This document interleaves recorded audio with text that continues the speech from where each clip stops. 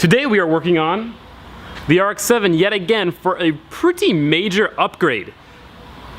Braking. In that box right there, we have a set of Stop Tech slotted rotors and a set of Hawk HP Plus pads for our lovely RX-7. The brakes that are currently on there are stock and they are also worn out and they're squeaking. They're just terrible. Now, I know what you're thinking. Why are you getting a brake upgrade for a drift car? You don't really need brakes for drifting. Wrong.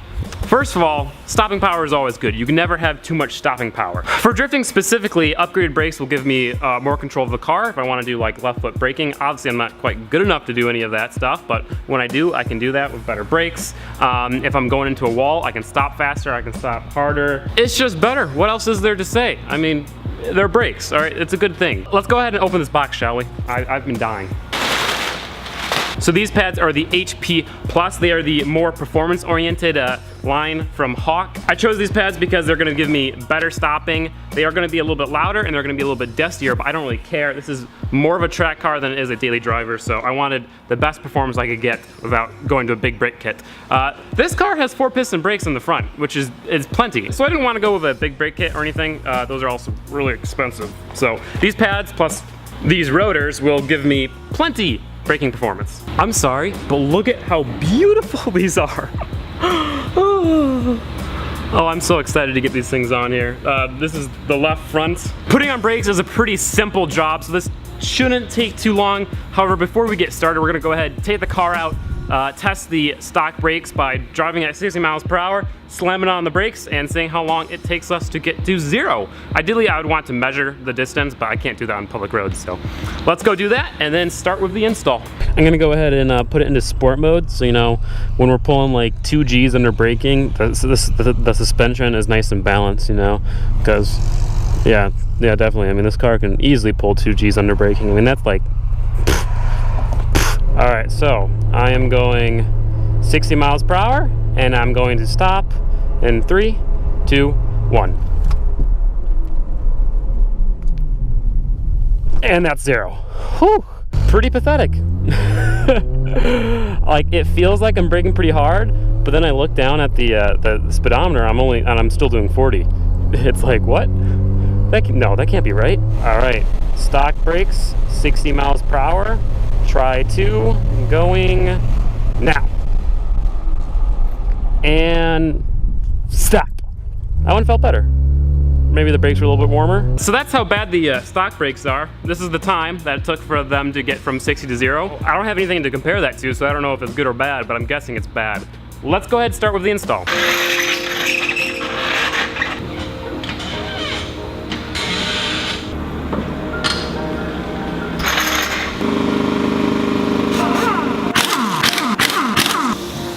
Ew. So the first step is to go ahead and take the caliper off. That will give us access to the pads as well as giving us the ability to take off the old rotor. I believe there's 2 big screws holding the rotor in as well. Hopefully those aren't too strippable. And I believe there are just 2 bolts holding the caliper in. Plus we also have to undo the brake line clip. So go ahead and do that and get going. I'll be honest, I've never done a brake job, but it's pretty self-explanatory, so we should be able to do this pretty easily.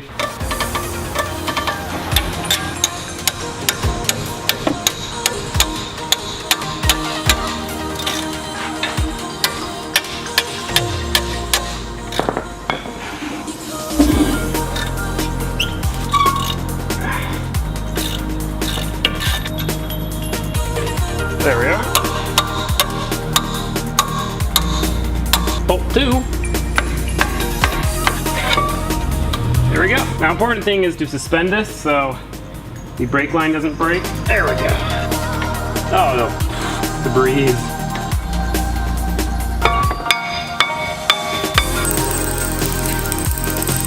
A little rusted on, but there we go. Quick comparison between the two. Obviously they're the same size. This one is slotted. It is you know, cooled and whatever. And you can tell these are bad is because you can feel the grooves on there and it's mallow, so awesome. It's kind of sad because the rotor looks really pretty and everything else looks like well, garbage, but soon we will have new suspension, and eventually I will paint the caliper. I'm not gonna bother today because I'm in a rush, but now it's time to go ahead and get those 2 pads out of there. I believe we have to come in from the back and then undo some clips, and then they should come out. So it turns out we have to take these 2 pins out, so we just pop that out, pop this out. Come on, buddy.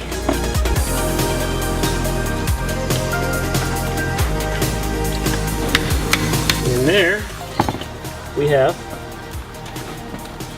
1 pad, 2 pad. Now in order to fit the caliper onto the new rotor with the new pads, we have to compress the the pistons a little bit because they're sticking too far out. So I'm gonna try to use this clamp. I don't know if it's gonna work, but I'll try. Oh, like a dream.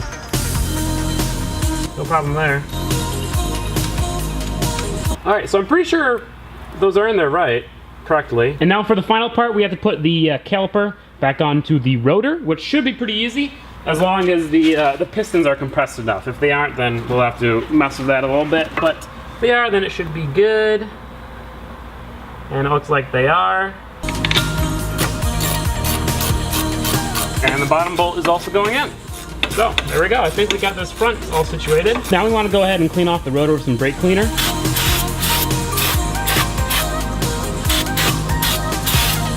And there we are, folks. The front left is done. Now we're gonna go ahead and work on the rear. It should be the same thing.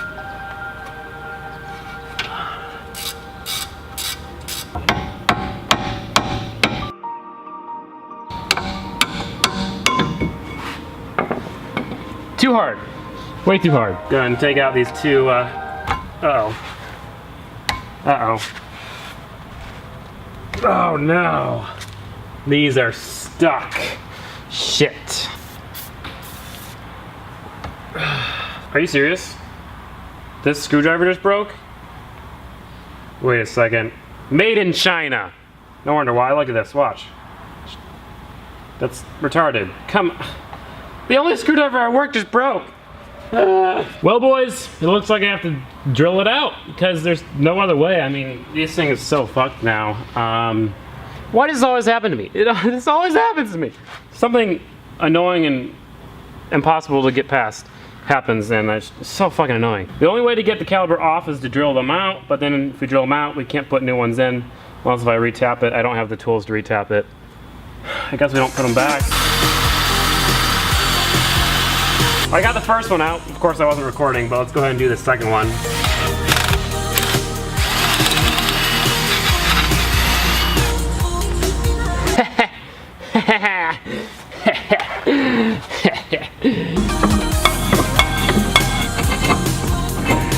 There we go. That was a pain in the arse, but that's all right. Now what I'm gonna do on this one, since it was so rusty, I'm gonna go ahead and try to clean this off a bit with sandpaper, brake cleaner, I don't know. Right like this. There we go.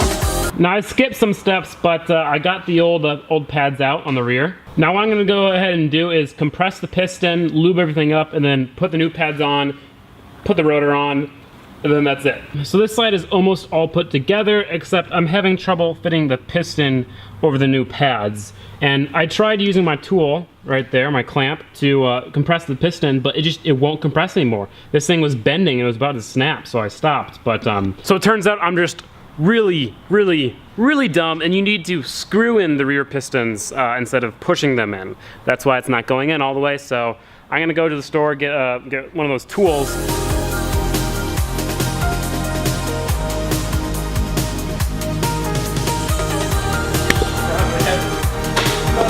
All right, so it is day 2 of, It's day 2 of the install. This really shouldn't have taken 2 days. I finished 3 of the sides yesterday, and then I had to attend my grandpa's wake and funeral, which was hard.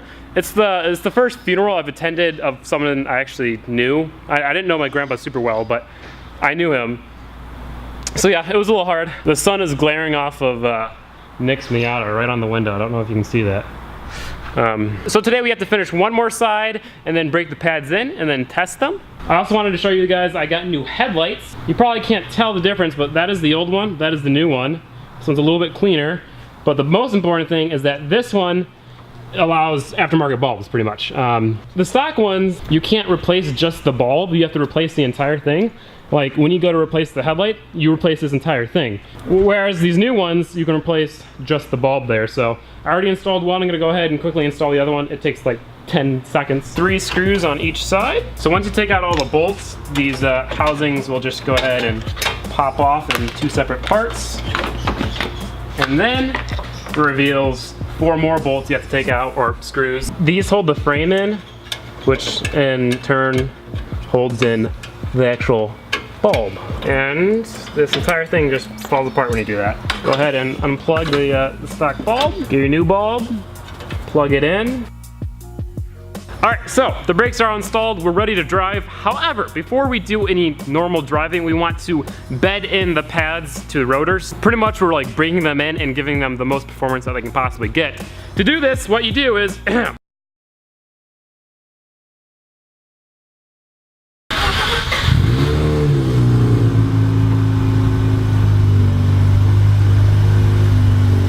I really need to get racing seats because my head just keeps on bumping the roof of the helmet on.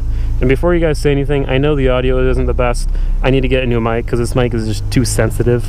It picks up on every little thing. It was 10 bucks though, so can't complain. Holy fuck! Dude, these things are insane! Damn, son! Oh. Even when you're expecting it, and that's like half braking. You know, sometimes when I get frustrated while doing an install, I wonder, why do I enjoy working on cars? And then I drive the car, and then I know instantly, this is why I enjoy working on cars. It's just so awesome when you finally get it right. All right, let's go ahead and test these. How quickly can they stop me from 60? Let's go ahead and get around this corner. I'm actually kind of scared, honestly. I'm not ready for these G's. Stopping in 3, 2, 1, go. Holy f***. I locked up the front brakes. Okay, well, that was 0. I need better tires for this. That's how good these brakes are. All right, let's do it one more time. And stop. And that's 0. The problem is that they're honestly so good that I keep locking up the front brakes and thus getting a worse time. So this really isn't relevant, but I can tell you they're much better. Like, do you hear that? I don't know if you hear that, but that's the front brakes locking up. It's so easy. It's just like, I'm gonna scare Audrey with this, all right? Just watch this. I'm just gonna go come in real fast and lock up the front brakes.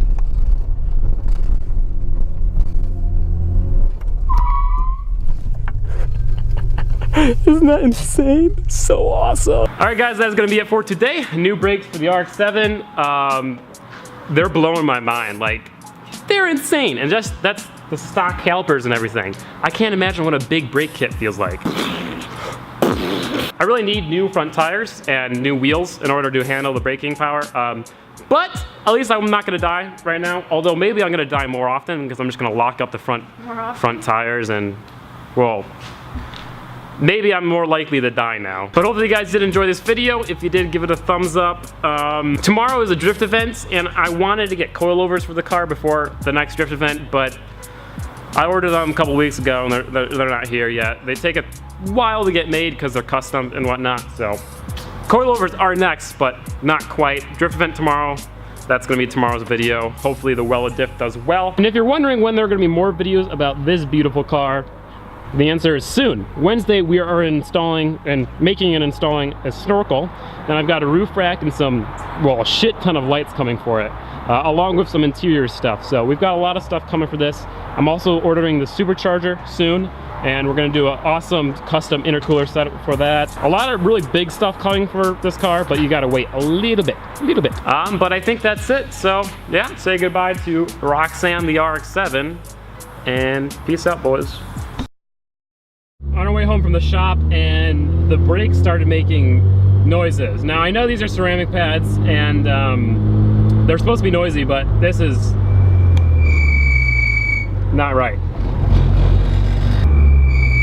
and it's like, it's very inconsistent. I don't know, it's weird. All right, so we came back to the shop. I took everything apart. It all looked good. Nothing was wrong. Put it back together, added some extra lube. The noise didn't really get any better, and I was worried. I was like, what's going on? So I did some research, and it turns out that's how Hawk HPS Plus pads are. And now I'm kind of regretting my choice. I'm thinking of maybe a little bit overkill for drifting, but oh well, I stopped like a god. It's loud, it's very loud. And I also don't think I bedded them quite correctly, but there's nothing we can do. Once these things wear down, I guess we'll get some little bit less aggressive pads. I don't know, but like I said, it stops like a god, so oh well.